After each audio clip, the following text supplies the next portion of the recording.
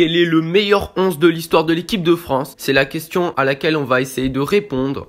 Au poste de gardien de but, Fabien Barthez figure comme le meilleur portier français de l'histoire. Il est un gardien explosif et rassurant pour sa défense. Celui qui semble toujours gérer la pression des rencontres est doté d'une bonne détente, compensant sa taille modeste. Fabien Barthez compte 87 sélections en équipe de France. Au poste de défenseur central gauche se trouve Laurent Blanc. Très régulier, il ne connaît que très peu de passages à vide en équipe de France, devenant à la fin des années 90 l'un des cadres les plus sûrs de l'équipe. Son rayonnement sur le terrain, sa maîtrise technique, son sang-froid, ainsi que son influence sur ses coéquipiers lui valent le surnom de président. Au poste de défenseur central se place Marius Trésor. En équipe de France, il compte 65 sélections et 4 buts de 1971 à 1983. Un monument, l'un des plus grands défenseurs de l'histoire du football français, autant par son aisance dans le jeu que par ses extraordinaires qualités naturelles.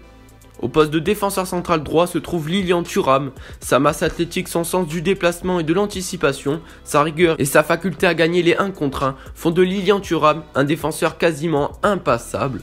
On se souviendra de son doublé face à la Croatie à la Coupe du Monde 98.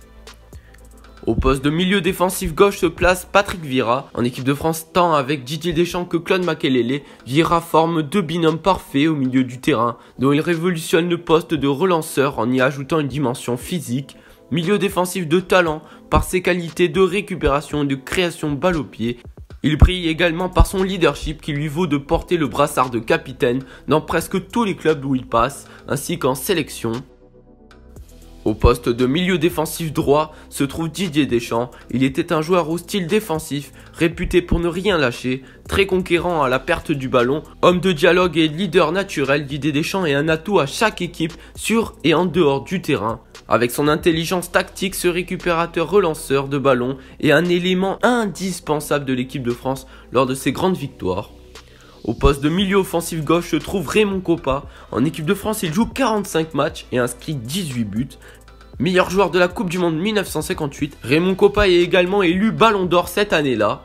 Il est considéré comme étant un des meilleurs joueurs français de l'histoire du football.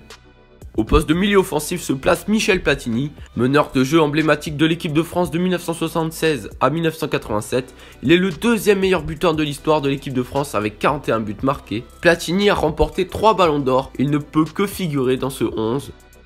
Au poste de milieu offensif droit se trouve Zinedine Zidane, joueur de milieu de terrain à vocation offensive. Zinedine Zidane fait partie des plus grands meneurs de jeu de l'histoire du football.